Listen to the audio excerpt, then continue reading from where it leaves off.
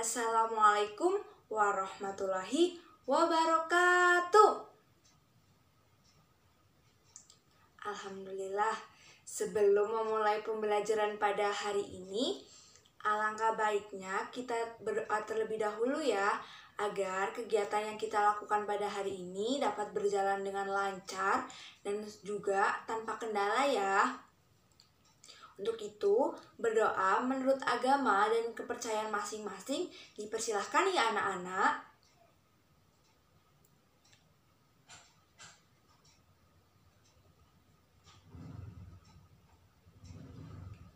Berdoa dicukupkan. Nah, setelah kita berdoa untuk meminta kelancaran, sekarang ibu akan memperkenalkan diri ibu terlebih dahulu ya, agar kalian itu dapat dengan mudah memanggil nama ibu. Untuk itu perkenalkan, nama ibu Fani Widya Putri. Kalian bisa panggil ibu dengan sebutan Ibu Fani. Siapa anak-anak? Nah, bagus. Nah, ibu itu berasal dari kelas 2A PGSD UPI Kampus Cibiru. Pada kesempatan hari ini, ibu akan menjelaskan materi IPS tentang pada tematik 1 untuk kelas 2 sekolah dasar. Sebelum itu nih, agar kalian dapat menerima materi yang ibu sampaikan dengan baik, alangkah baiknya atau untuk itu kalian itu harus duduk senyaman kalian terlebih dahulu ya, agar ilmu yang ibu sampaikan atau sedikit ilmu yang ibu sampaikan kalian dapat menerimanya dengan baik. Sudah duduk paling nyaman atau posisi ternyaman kalian anak-anak? Oke, baik. Sudah ya. Langsung saja ibu mulai atau kita mulai diskusi pada pembelajaran kali ini ya. Baik, untuk yang pertama ada hidup rukun di lingkungan keluarga. Nah, ada beberapa contoh nih tindakan yang biasa kita lakukan dalam lingkungan keluarga. Yang pertama, saling menghargai pendapat anggota keluarga. Karena seharusnya kita sebagai anggota keluarga harus saling menyayangi dan juga mengasihi satu sama lain, baik ke orang tua atau orang tua ke anak-anaknya atau saudara ke saudarinya, seperti itu ya. Yang kedua, menghormati ayah dan juga ibu, karena kewajiban kita sebagai anak harus patuh akan perintah orang tua. Dan yang ketiga, ada makan bersama keluarga. Mengapa sih makan dengan keluarga itu sangat penting? Karena pada saat kita makan, kita itu akan banyak bercerita nih dengan keluarga-keluarga kita.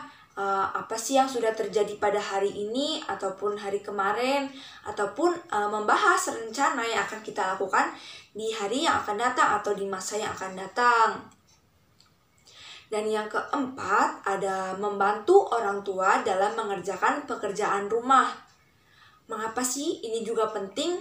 Karena selain itu kita juga sebagai anak harus ikut atau turut serta dalam menjaga kebersihan atau menjaga kerapihan lingkungan atau rumah kita. Karena apa nih? Karena ada yang tahu nggak? Karena kebersihan merupakan sebagian dari iman loh anak-anak. Kalian tahu itu kan? Nah, bagus kalau kalian tahu hal itu. Selanjutnya yang kelima ada belajar bersama keluarga. Belajar dengan keluarga ini bertujuan agar saling membantu antara anak ataupun kakak dengan adiknya, seperti itu. Karena biasanya nih adik-adik kita tuh di rumah pasti meminta bantuan kepada kakaknya untuk membantu dalam menyelesaikan pekerjaan rumah yang diberikan oleh gurunya. Dan untuk yang kedua ada hidup rukun dengan teman bermain. Kalian punya nggak sih teman bermain untuk masa kecil pada masa lalu ataupun sekarang ini? Nah, yang pertama itu contoh dalam hidup rukun dalam atau dengan teman bermain itu, yang pertama ada bermain dengan riang gembira. Tentu ya, kita saat bermain kita harus bahagia nih. Kita nggak boleh bersedih-sedih di depan teman-teman kita, ataupun di belakang mereka kita juga harus selalu tetap tersenyum. Nah, dengan artian kita dengan teman bermain itu harus riang gembira, kita itu tidak boleh membeda-bedakan teman kita yang satu dengan yang lainnya. Mengapa hal demikian?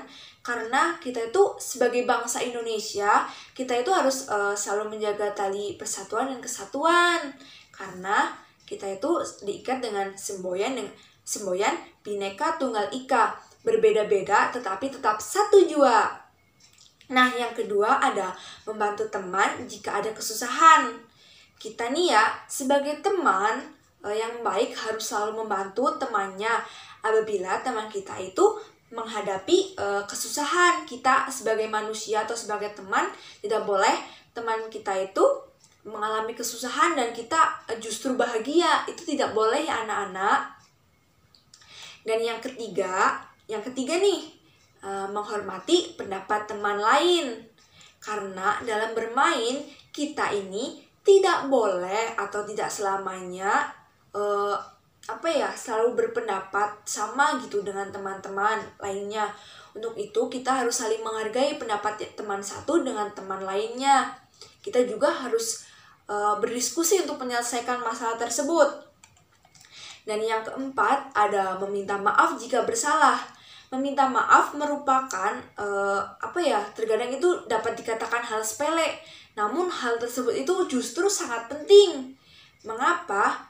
Karena meminta maaf merupakan tindakan terpuji yang harus tetap kita jaga budayanya agar kita dapat tetap hidup dengan nyaman atau dengan berdampingan seperti itu. Selanjutnya ada menjaga rahasia teman. Siapa nih yang di sini suka ngebocorin rahasia-rahasia teman kita? Itu nggak boleh ya anak-anak. Karena untuk itu jangan menjadikan atau kita itu tidak boleh menjadi penyebar rahasia teman kita. Karena itu tindakan tidak baik ya anak-anak. Dan itu tidak boleh untuk kita lakukan.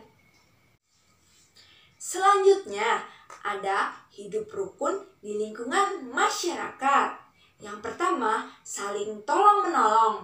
Dengan yang lainnya, kita harus selalu saling tolong-menolong karena kita pada hakikatnya merupakan makhluk sosial yang pastinya membutuhkan bantuan atau membutuhkan adanya keberadaan orang lain, karena kita itu tidak bisa hidup sendiri di dunia ini, dan itu mustahil terjadi ya anak-anak. Itu benar-benar mustahil, itu sesuatu hal yang tidak mungkin. Yang kedua ada memiliki rasa toleransi yang tinggi. Kalian tahu gak sih apa itu toleransi? Kalian tahu? Nah, bagus. Untuk itu, Ibu jelaskan sedikit nih. Toleransi itu sikap saling menghargai antara yang satu dengan yang lainnya. Dengan artian, kita itu harus selalu menghargai setiap perbedaan yang ada di antara kita dengan masyarakat lainnya. Contohnya dengan tetangga-tetangga kita. Kita itu harus saling menghargai satu sama lain. Selanjutnya ada menghargai satu sama lain. Nah, balik lagi ya seperti tadi, sikap toleransi. Kita itu harus selalu menerapkan sikap toleransi dimanapun kita berada. Selanjutnya yang keempat, saling tegur sapa jika berpapasan. Dengan tujuan agar tali silaturahmi kita itu tetap terjaga antara kita dengan juga masyarakat lain ataupun makhluk sosial lainnya. Nah, yang kelima menjaga tali silaturahmi. Nah, balik lagi ya seperti tadi, kita itu harus selalu menjaga tali silaturahmi karena dengan kita bersilaturahmi maka kita akan selalu mendapatkan keberkahan dan juga kebermanfaatan yang sama-sama. Selanjutnya yang keenam, sesekali memberikan buah tangan kepada tetangga. Karena nih pasti jika kalian diberikan buah tangan juga oleh tetangga kalian pasti merasa bahagia dong anak-anak. mungkin kalian nih diberi makanan ataupun diberi jajan gitu ya dari orang lain gitu, dari teman atau mungkin dari tetangga, kalian juga pasti bahagia dong. Untuk itu kita juga sebagai tetangga yang baik ataupun anak yang baik, kita harus memberi buah tangan gitu kepada teman-teman kita ataupun tetangga-tetangga kita.